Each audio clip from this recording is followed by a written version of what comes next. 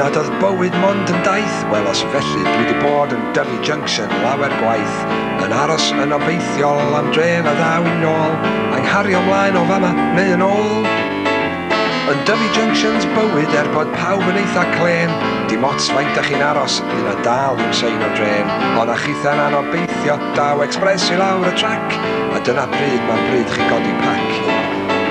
Mi hities i y junction yn ôl yn 79, ar fore Gwener diflas oedd hi'n trio bwrw glaw.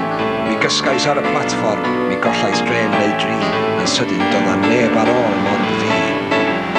Dyfi Junctions bywyd does na'm dianc o'r fan hyn.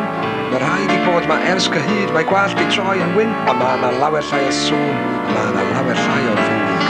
Di Dyfi Junctions bywyd ddim yn ddrwg.